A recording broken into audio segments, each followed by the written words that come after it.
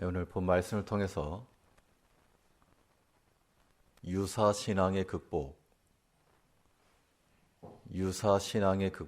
제목으로 하나님의 말씀 증거하겠습니다.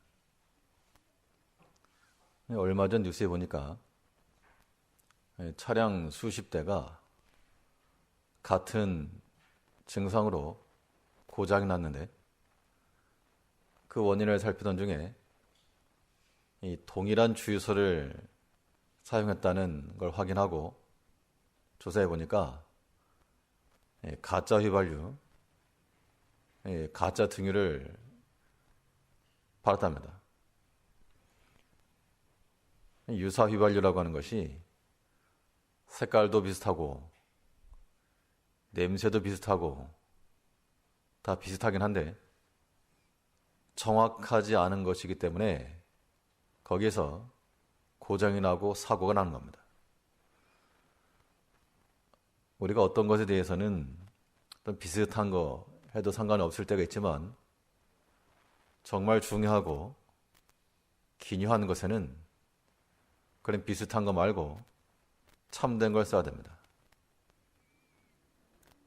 우리의 믿음에 있어서도 비슷한 것이 있고 믿음 같은 것이 있고 또 진짜 믿음이 있다는 겁니다. 믿음 같은 건 무엇인가? 우리가 동일한 성경을 보고 동일하게 기도를 하고 또 동일하게 예배 시간을 지키고 형식적 예배를 참여하는 겁니다. 겉으로만 보면 똑같은데 그런데 정확한 것이 아니고 유사한 것이 될 때 그것은 하나님이 받지도 않으실 뿐더러 또한 우리 성도들에게도 힘도 없고 유익함도 없는 겁니다. 참된 하나님 말씀을 받은 성도들은 그 말씀의 힘에 의해서 이 강건함을 유지하는 것이 지극히 정상인데 우리가 주의 말씀을 들어도 마음이 힘이 없고 영혼에 감동함이 없고 하나님 말씀에 대한 의지나 결단이 없고 이건 가짜 먹은 거죠. 이제 우리가 하나님 앞에 나아갈 때 이거 유사 믿음 그거 가지고 있다라고 말하지 말고 참된 거 실제로 우리에게 힘을 주고 유익할 것들을 우리가 소유를 해야 됩니다. 그렇다면 이 유사 믿음을 몰아내고 참된 신앙인으로 살아가기 위한 그런 방법은 무엇이 있겠는가? 오늘 본 말씀을 통해서 살펴보도록 하겠습니다. 첫째로 유사 믿음을 걸러내기 위해서는 성도의 바른 판단이 필요합니다. 이 바른 판단이라고 하는 것은 세상 지식과 많은 경험에서부터 나오는 것이 아니고 신앙적 관점을 가지고 있을 때 거기서부터 바른 판단이 나오는 겁니다. 그러니까 누가 옳은 생각을 하고 누가 옳은 결정을 하는가, 얼마나 알고 있느냐, 얼마나 많이 배웠느냐, 그것이 결정하는 게 아니고 얼마만큼 하나님을 보는가, 내가 얼마만큼 이 믿음의 관점에 서 있는가, 이것이 우리로 하여금 오판을 줄이고 바른 결정과 바른 판단을 가능케 하는 겁니다. 제대로 판단하기 때문에 그의 모든 행함들이 다 믿음의 일들이 되는 겁니다. 우리의 보고 듣는 일들이 다 우연처럼 보여도 거기에는 하나님의 섭리가 있고 뜻이 있고 또 우리를 향한 메시지가 있는 겁니다. 그것을 찾고 듣고 발견하는 것이 믿음의 능력들이죠. 오늘 본문에 보면 이스라엘과 블레셋과의 그런 전투의 장면이 나옵니다. 시기적으로는 이 사사시대 끝 무렵이고 사물이 등장하긴 했지만 여전히 아이와 같은 점점 그 사무엘의 말이 떨어지지 않고 하나님께서 그를 선자로 세우신 줄 알 정도로 되긴 했지만 전면에 나타나지 않았습니다. 이 전쟁 중에 결과 어떻게 되었는가 하면 이스라엘이 패했다 그랬습니다. 2절을 보시면 이스라엘을 대하여 항우를 벌이니라. 그들이 싸우다가 이스라엘이 블레셋 사람 앞에서 패하여 그들에게 전쟁에서 죽임을 당한 군사가 4,000명가량이라. 이스라엘과 블레셋이 싸움이 있어서 에베네셀 곁에 진치고 또 블레셋은 아베기를 치고 싸웠는데 결과는 이스라엘에 패하여 4,000명가량이 죽었다라고 말하고 있습니다. 어떻게 보면 하나의 뉴스 기사입니다. 이스라엘과 블레셋이 전쟁했는데 4,000명이 죽었다. 단순하게만 보면 하나의 사건, 혹은 역사적 사실을 말하는 것처럼 보여도 신앙적 관점을 가지고 있는 성도들은 이 사건이 우리에게 주는 메시지가 무엇인가를 찾는 겁니다. 사사시대의 특징이 무엇이었습니까? 왕이 없으므로 자기 소견에 옳은 대로 행하다가 하나님이 진노하시고 그래서 대적들의 압제를 받거나 혹은 공격을 받게 하실 때 그때 하나님께서 그들을 심판하시게 되면 당연히 졌죠. 그런데 백성들이 어떻게 했는가 하면 그럴 때마다 하나 앞에 회개하고 돌이켰다는 겁니다. 우리가 지금 원수들의 압제를 받는 이유가 하나님의 범죄였기 때문입니다. 회개하면 하나님께서 그들을 구원할 사사들을 보내시고 또 구원해 주신 역사가 일어났는데 그러니까 범죄 이후 하나님의 심판 그리고 회개 구원인 겁니다. 그런데 이 오늘 본문에서는 이 사이클이 깨지고 하나님의 4,000명 죽었다는 것은 큰 사건이죠. 여호수아 시대에 아이성 전투에서 여리고성 이긴 다음에 아이성 쉽게 봤다는 겁니다. 또 아간의 범죄도 있었고 그 전투에서 몇 명이 죽었는가 하면 36명 죽었습니다. 그 36명이 죽은 것 때문에 이 여호수아가 자기 옷을 찢고 죄를 무릅쓰면서 하나 앞에 엎드렸다 그랬습니다. 36명이 죽어도 그러한데 지금도 마찬가지지만 4,000명이 죽었다는 것은 이거는 엄청난 사건인 겁니다. 그러면 그러한 일들이 벌어졌을 때 그런 사건이 벌어졌으면 전쟁에서 이길 수도 있고 질 수 있다 그런 정도가 아니라 여기에 어떤 하나님 뜻이 있는가. 우리 백성들도 그렇게 말을 했죠. 3절을 보시면 백성이 진으로 돌아오매 이스라엘 장로들이 가로되 여호와께서 어찌하여 우리로 오늘 블레셋 사람 앞에 패하게 하셨는고. 여기까지는 잘했는데 그 다음이 문제가 되었다는 겁니다. 어찌하여 패하게 되었는고. 그 질문을 던졌으니까 그에 대한 답이 나와야 되는데 그에 대한 답으로 우리가 하나님의 언약을 떠나고 그 주의 율례를 버린 결과 그 악행으로서 하나님 우리를 심판하셨다. 우리가 다시 주의 말씀으로 돌아가고 여호와 공경하는 백성들이 되자. 그들의 죄를 회개하고 나갔어야 되는데 그들이 그런 신앙적 관점에서 있지 못하고 도리어 비믿음, 유사믿음적 관점을 가지고 다른 수를 부렸다는 겁니다. 믿음 같아 보이지만 믿음 같지 않은 그런 수를 썼는데요. 이 3절 중반절 다시 보시면 여호와께서 어찌하여 우리로 오늘 블레셋 사람 앞에 패하게 하셨는고. 여호와의 언약궤를 실로에서 우리에게로 가져다가 우리 중에 있게 하여 그것으로 우리를 우리 원수들의 손에서 구원하게 하자 하니. 하나님의 언약궤를 가져오자.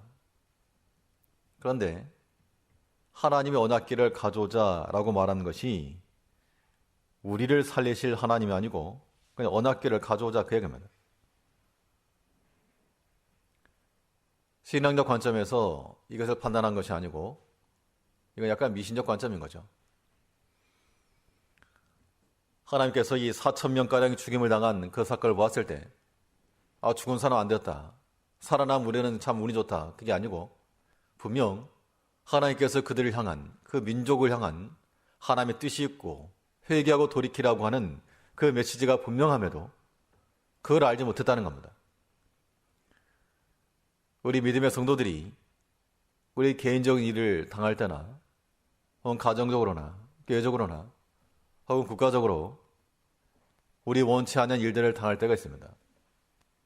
모든 것들을 이거 하나님의 심판이다, 진노다 그런 관점에서 해석하는 것은 옳지 않습니다만 그러나 최소한 다른 사람에 대해서 그렇게 보는 것은 합당치 않고 자기 자신에 대해서는 그런 마음을 가져야죠. 하나님께서 어찌하여 나로 하여금 이 일을 당하게 하시는가? 어찌하여 저 장면을 목독해 하시는가? 어찌하여 저 소리를 듣게 하시는가? 우리를 하여금 회개하고 돌이키라는 겁니다. 우리의 교만함을 낮추기 위해서 보게 하시고 우리의 죄악된 것을 꺾으라고 듣게 하시고 바른 길로 다시금 회정하라고 이런 일들을 당하게 하신다는 겁니다. 우리 자신에게 철저하게 적용시켜 나가면 그것이 우리의 신앙적 관점이요 하나님의 뜻을 찾는 방편이 되는 겁니다. 물론 여기에도 조심할 것은 이것도 과하게 되면 매사를 또 하나님 뜻이다 갖다 붙이기 쉬울 수 있는데 우리를 향하신 하나님 뜻이 어디 있는가를 우리 양심적으로 생각을 하고 바르게 분별해 나가다 보면 반드시 우리가 오판하지 않고 하나님의 길을 찾는 겁니다. 이스라엘 백성들이 전쟁에서 패한 후에 우리 민족적으로 우리 다 회개하자. 그런 회개 운동이 벌어졌다 그러면 그들의 군사력으로 이기지 아니할지라도 하나님께서 이기게 하실 것이 분명합니다. 이것은 오늘날 우리 성도님들의 삶에도 동일합니다. 우리가 현실적으로 느끼는 문제들은 물질의 문제요. 혹은 강건의 문제요. 혹은 자녀의 문제요. 세상에 관한 문제일지라도 우리가 하나님 앞에 바로 하고 회개하고 하나님 모시기에 합당한 자로 나가면 우리가 기획하지 아니한 길을 주시고 내가 심지 아니한 것을 먹게 하시며 도무지 예측할 수 없는 길로 인도해 나가시는 그 은혜의 하나님을 만나는 겁니다. 그러니까 우리 성도들의 바른 판단은 우리의 많이 배운 경험과 지식에 있지 않고 신앙적 분별력이 있는 겁니다. 바른 판단해야 됩니다. 신앙적 관점에서 우리를 향하신 하나님의 뜻이 어디 있는지를 살피고 바른 길로 돌이키기를 힘써야 됩니다. 이 바른 판단이라고 하는 것은 신앙적 관점으로 보되 그 문제의 근원을 볼 줄 알고 또 근본적인 것들을 다스려 가야 됩니다. 그래야지 이제 일이 해결이 되는 거겠죠. 이 전투에서 백성들은 하나님이 언약궤가 오면 된다. 그렇게 생각했다는 겁니다. 그러나 그것은 문제의 근원도 되지 아니하였고 문제를 풀 수 있는 그러한 실질적인 힘도 없었습니다. 하나님의 언약궤가 오면 될 거라고 해서 백성들이 환호를 하고 지축이 울릴 만한 그런 진동이 일어났다고 그랬습니다. 4절에서 이에 백성이 실로에 보내어 그룹 사이에 계신 만군의 여호와의 언약궤를 거기서 가져왔고 엘리 두 아들 홈니와 비나스는 하나님의 언약궤와 함께 거기 있었더라. 이 전쟁터로 하나님의 언약궤를 메고 왔다는 겁니다. 그러면 최소한 하나님이 우리를 도우셔야 이긴다라고 하는 그 참된 믿음이었다면 언약궤가 문제가 아니고 우리를 구원하시는 하나님, 그 하나님 믿고 싸웠을 겁니다. 이 백성들의 말은 언약궤를 갖고 와라. 그 언약궤, 그것으로 하여금 우리를 구원하게 하라. 3절 하반절 다시 보니까요. 여호와의 언약궤를 실로에서 우리에게로 가져다가 우리 중에 있게 하여 그것으로 우리를 우리 원수들의 손에서 구원하게 하자 하니, 방금 이 3절 말씀은 무엇과 같은 장면인가 하면, 하나님께서 이스라엘 백성들을 광야로 인도내셨습니다. 출애굽했죠. 그때 모세가 하나님의 계명을 받으려고 시내산에 올라갔을 때 아론과 그 백성들이 한 일이 무엇입니까? 금송아지 만들었습니다. 금으로 송아지를 만들어 놓고 한 말이, 보라, 너희를 인도한 신이라. 그러니까 금송아지 만들어 놓고 그것이 우리를 구원했다라고 하는 말과, 언약궤를 가져와라, 그것이 우리를 구원한다는 말과 똑같다는 겁니다. 언약궤 사이에 좌정하신 하나님은 모시지 않고 그냥 언약궤만 들고 간 겁니다. 오늘 우리가 성경책만 들고 다니나요? 성경책만. 이거 가지고는, 이거 자체가 우리를 구원할 수 없다, 그런 얘기죠. 우리가 참으로 그 말씀 가운데 역사하시는 하나님의 임재함 가운데 들어가고, 그 하나님 우리 가운데 임하신다 그러면 그것이 우리의 승리의 길이요, 사는 길이 될 것이지만, 우리가 그냥 단지 들고만 다닌다는 겁니다. 이런 모습은 유사신앙입니다. 유사신앙. 겉모양은 언약궤였지만, 그들이 가지고 온 것은 언약궤였지만 실상은 금송아지를 가져간 것과 똑같다는 겁니다. 우리가 오늘날 주의 말씀을 듣고 그 말씀에 의지해 살아가지만, 이걸 들고 우리가 원하는 바가 무엇입니까? 결과적으로는 우리가 잘 되길 바라는 것이고, 사업이 헌창하길 바라는 것이고, 우리 육신의 강건함을 바라는 것이고, 자녀들이 잘 되길 바라는 것이고, 우리 가운데 함께 하시는 하나님은 존재하지 않고 결국 세상의 것이 가득해 있다는 그 얘기입니다. 우리도 여기 자유로울 수가 없는 겁니다. 하나님께서 우리에게 어떠한 사건을 보이시든 어떠한 일을 만나게 하시든 우리는 거기에서 바른 길로 돌이키기를 원하시는 하나님의 그 심정을 헤아리고 우리 자신의 모난 부분과 또 모든 약한 것들을 바로 세워나갈 줄 아는 그러한 바로 고침이 필요하다는 겁니다. 계속해서 우리가 자기 자신을 위하는 거죠. 오늘 본문에서 이 이스라엘 백성들이 어찌하여 우리가 쳤는가 원인도 찾았고 살폈고 그 대책으로서 하나님의 언약궤를 찾았지만 그런 것은 잘못된 판단이었습니다. 이제 우리가 알고 있는 성경적 지식과 혹은 종교적 행사가 우리를 구원에 이르지 못한다는 것을 다시 한번 생각을 하고, 혹시나 우리가 언약궤로 된 금송아지 끌고 다니지 않는지, 내 뱃속을 채우기 위한 그런 성경을 들고 다니지 않는지를 다시 한번 생각해야 됩니다. 예수의 삶 가운데서 오픈하지 않고 바른 판단과 분별력을 가지고 비슷한 믿음이 아닌 참된 믿음을 소유해 나가는 우리가 되어야 됩니다. 두 번째로 생각해 볼 수 있는 것은 유사 믿음을 걸러내고 바른 믿음을 갖는다는 건 무엇인가요? 첫째는 바른 신앙 고백에 믿음이 필요합니다. 바른 신앙이죠. 바른 신앙이라고 하는 것은 하나님 중심이 되는 겁니다. 이게 약간 종이 한 장의 차이 같아가지고 오늘 이 백성들의 행위를 보게 되면 언약궤를 가져왔습니다. 그 진중 중심에 있었기 때문에 하나님 중심이라도 보여지지만 실상은 자기들이 중심이요, 하나님 와가지고 서브입니다. 서브. 와가지고 그냥 내가 잘 되는 것을 거두어주는 그런 도우미와 같은 역할을 해주기를 바란다는 겁니다. 이것이 오늘날 우리들의 민낯일 수 있습니다. 하나님께서 우리 삶의 주인장이 되시고 우리가 그를 섬기고 또 그를 모시는 그런 모습이 돼야 되겠는데 우리가 하나님을 부려먹는다는 겁니다. 하나님의 능력을 간절히 바라지만 그 능력이 나의 능력이 되길 바라는 것이고 나의 원함과 나의 계획과 나의 소원대로 사용되어지길 바라는 것, 이것은 지극히 온당하지 못한 겁니다.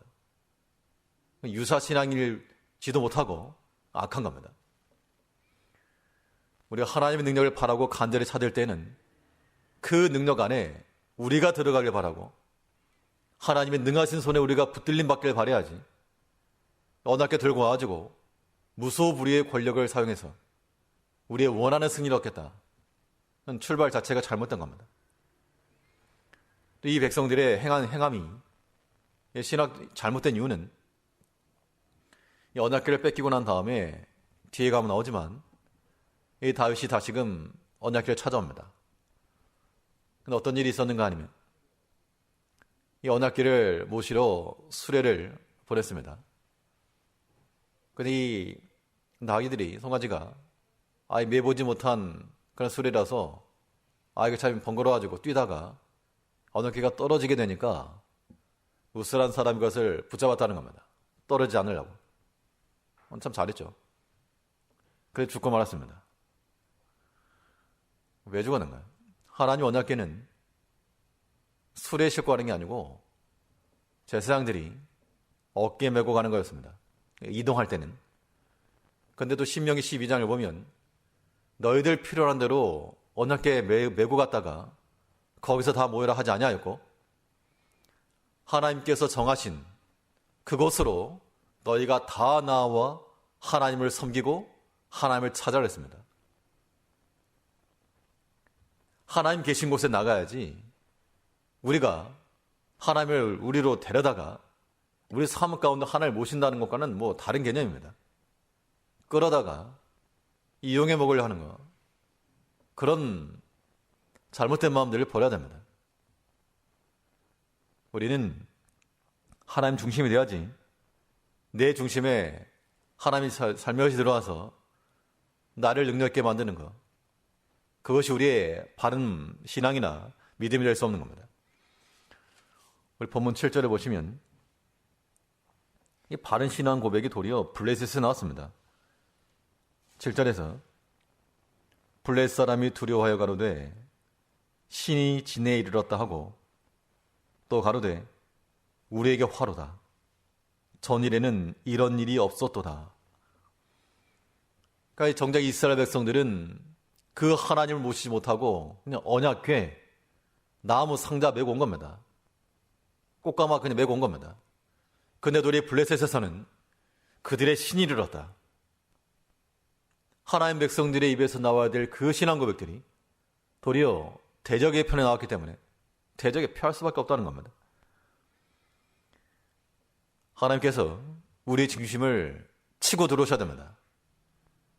빈 껍데기가 아니고 하나님께서 우리의 삶을 치고 들어오셔서 마치 보울링공으로 다 썰어서 내린 것처럼 우리의 모든 인간적 생각과 사상과 악한 마음 계획과 다 무너뜨리고 하나님이 주장하시는, 하나님께 주도하시는 그러한 시스템을 구축해 나가는 것이 우리가 참된 신앙으로 사는 겁니다. 오늘 본문을 통해서 이 백성들이 언약궤는 그들 가운데 모셔왔지만 하나님은 두고 온 겁니다. 이제 우리가 이것을 타산지석으로 삼아서 하나님께서 우리 삶의 중심이 되어지고 말로만 아니고 실제로 우리의 모든 언사 가운데, 모든 판단과 모든 결정과 행위 가운데 하나님께서 기뻐하시는 그 일들이 우리 가운데서 이루어지는 것을 소원하고 따라가야 됩니다. 이 바른 신앙이라고 하는 것은 하나님을 기억해내는 데 있습니다. 시간이 점점 지나갈수록 기억력들이 조금씩 약해져 갑니다. 예전에는 젊었을 때는 명민하셨을지라도 나이가 들어가면서 세월이 지나가면서 예전만 못하고 또 자꾸 까먹고 그런 증상이 정상에 나타나죠. 육신은 비록 그러할지라도 우리 영혼은 날마다 새롭게 하나님의 행하셨던 그 일들이 마치 어제 일어난 일 모양 뚜렷하고 명확하고 또 새롭고 설레이는 그런 기억들이 될 때 그것이 바른 신앙이죠. 분명 하나님께서 능력 가운데 우리를 인도해 주셨습니다. 인생의 큰 위기들마다 참으로 하나님께서 간섭하셔서 지도해 주시고 때론 막아주시고 은혜를 보셔서 오늘 여기까지 이르렀다는 겁니다. 그럼 그 하나님의 도우심의 그 역사들이 우리 마음속에 여전히 잔상으로 남고 우리 귓가에 울리고 마치 어제 일처럼 새록새록할 때 하나님의 능력 안에서 얼마든지 거할 수 있는 겁니다. 근데 이 백성들은 하나님께 행하셨던 그 일들은 다 잊어버리고 도리어 이 블레셋에서 그 하나님을 지금 기억해내고 있습니다. 본 8절에서는 우리에게 화로다.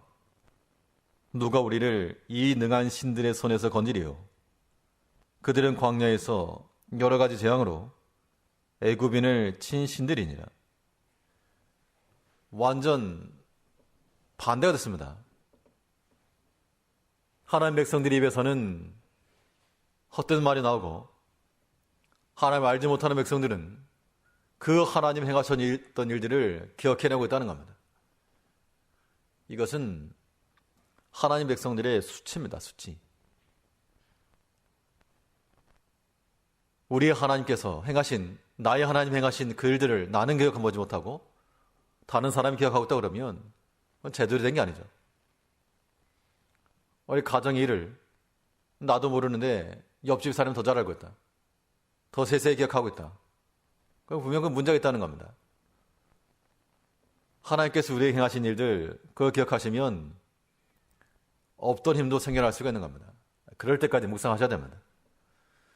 우리가 현재 당하는 큰 시험 있고 어려움이 있을 때 그냥 아이고만 하지 마시고 우리 고개를 돌려서 하나님 행하셨던 그 일들을 기억하고 이 블레셋 사람들의 말을 보십시오. 그 신은 애굽인들을 치시고 이끌어내셨다. 그때가 언제입니까? 벌써 몇백 년이 지난 그런 일인데 그 예전 일을 기억해내면서 마치 지금 일어난 일처럼 또 지금 일어날 일처럼 말하고 있다는 겁니다. 우리가 하나님의 행하셨던 그 일들을 망각해버리지 말고 지금까지 하나님 은혜로 살아봤고 또 하나님께서 역사하실 것이다. 그래서 우리의 최종적 결말과 결론이 이렇게 끝날 때 복된 겁니다. 바울이 그렇게 말했죠. 나의 나된 것은 오직 하나님의 은혜로라. 하나님의 은혜로 되었다. 그리고 끝나는 겁니다. 세상의 것이 우리의 영광과 자랑이 될 수 없고 물론 기쁨이 될 수 있겠으나 우리가 하나님 믿는 백성들로서 믿지 않는 백성들이 하나님을 기억을 하고 믿는 백성들이 세상을 기억하고 있으면 이건 잘못된 겁니다. 이제 우리 마음과 우리 기억 속에 하나님 행하셨던 그 일들을 기억을 하고 하나님을 기억하는 겁니다.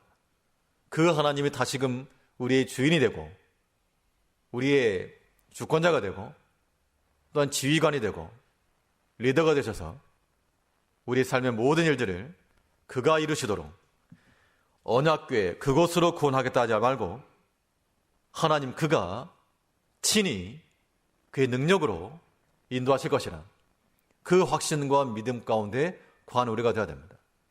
이것이 참된 믿음이요 유사 믿음 버리는 겁니다. 이제 우리가 여러 가지 큰 어려움과 곤란에 처했을지라도 우리가 얼마든지 도우실 수 있고 얼마든지 능력 가운데 역사하실 수 있는 그 하나님을 기억을 하시고 하나님을 인하여 그 능력을 인하여 살아가는 바른 신앙을 가지고 참된 믿음 안에 가는 성도님들 되시기 바랍니다. 첫째로는 이 유사 믿음을 걸러내기 위한 방법이 무엇인가요? 바른 사명, 바른 직분이 있습니다. 하나님께서 우리에게 생명을 주신 이유는 주의 일 하다가 오라 그 얘기죠. 사실은 주의 일 하라 그러면 이건 목사만 가리키는 거 절대 아닙니다. 성도라고 하는 귀한 직분을 주셨고 우리 삶 자체가 하나님 일인데 때로 하나님께서 우리에게 직분을 맡기셔서 주의를 감당케 하시면 우리는 그 맡은 일에 대해서 힘을 써서 행해야 됩니다. 여기에도 이제 유사충성입니다. 유사충성. 안 하는 것은 아닌데 하지 않는 경우도 있죠. 하긴 하는데 안 하는 같은 그런 경우도 있다는 겁니다. 이게 이제 우리 신앙 양심에 붙여서 우리 자신을 판단할 일입니다. 아무게 들으라가 아니고 우리 자신 들으라 하는 얘기죠. 우리가 주의 일을 행할 때는 사실 사람이 다 부족함이 있습니다. 스스로는 잘한다 하지만 뭐 한 사람만 건너가도 부족한 게 투성이고 허점이 많고, 이제 우리가 하나 앞에서 받은 이 모든 사명을 감당해 나갈 때 전력 부분력으로 하게 되면 그 유사가 되는 것이고 전력으로 행하는 것만이 참된 겁니다. 오늘 본문에서는 이 이스라엘 백성들에게서 믿음의 일들을 기대할 수가 없고 서로 이 블레스 사람들에 비해서 나오는 것이 우리에게 영감을 주고 있습니다. 본문 9절을 보시면 너희 블레셋 사람들아 강하게 되며 대장부가 되어라. 너희가 히브리 사람의 종이 되기를 그들이 너희 종이 되었던 것 같이 말고 대장부같이 되어 싸우라 하고. 이건 정말 하나님의 백성들이 하나님을 의지하고 하는 말이 돼야 되는데 지금 대적 이러고 있으니까 그 싸움에서 이스라엘 백성들이 3만 명 죽었습니다. 4,000명, 36명만 죽어도 가슴을 치고 옷을 찢고 회개할 판인데 3,000명이 죽고, 비인 껍데기 언약궤를 가져왔지만 거기선 3만 명 죽고 만 겁니다. 이제 우리가 하나 앞에서, 물론 그 전장에 누가 있었는가 하면 홈리와 비나스 같이 왔습니다. 제사장들이 같이 왔는데 그들이 행한 일은 끝까지 하나님의 여호와의 말씀을 전하고 또 바른 신앙 기술을 하는 것이 마땅한데 그 역할을 못했다는 겁니다. 하나님 언약궤를 전장에 가져갈 수 없다. 두 손을 들어 기도할지라도 갈 수 없다.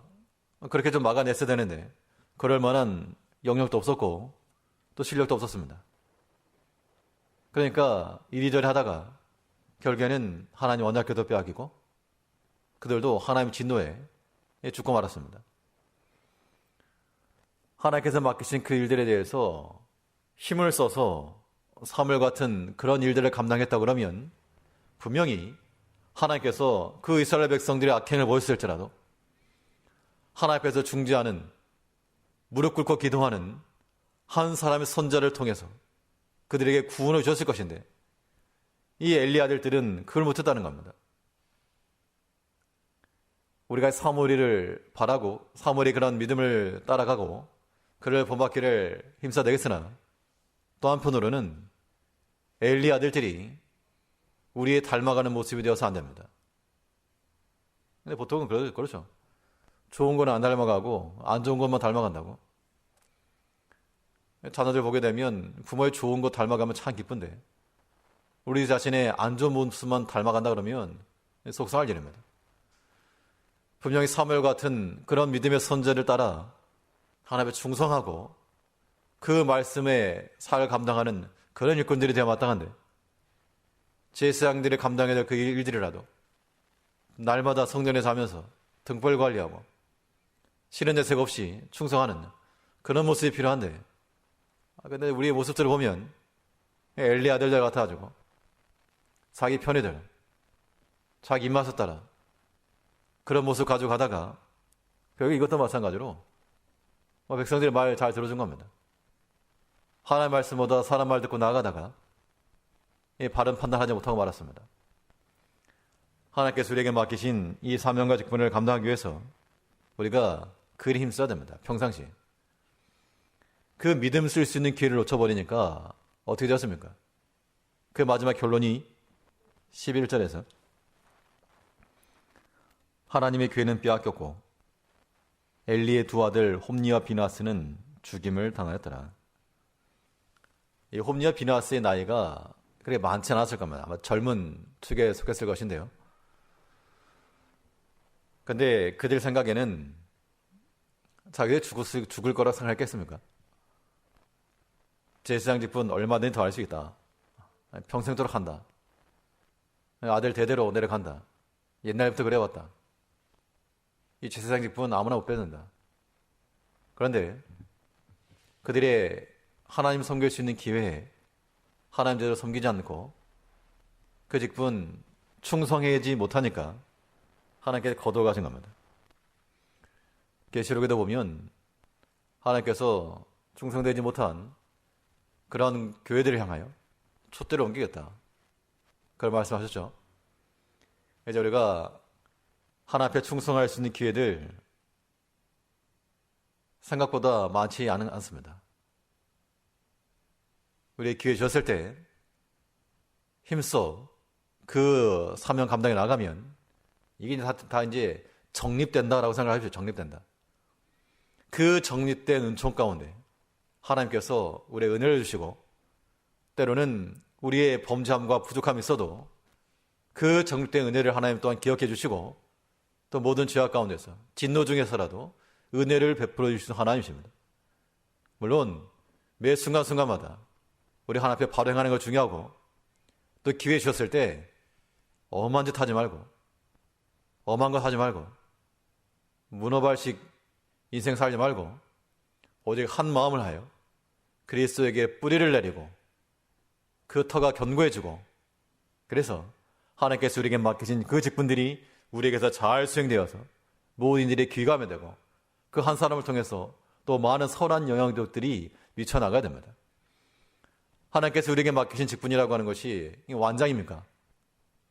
그게 명예입니까? 충성하고 주일하고 또 주의를 돌아보고 약한 자들 돌아보고 살피고 기도해 주라고 우리를 대신 맡겨놨다는 겁니다. 근데 그런 거 안 하고 안 하면 기회 날아가는 겁니다.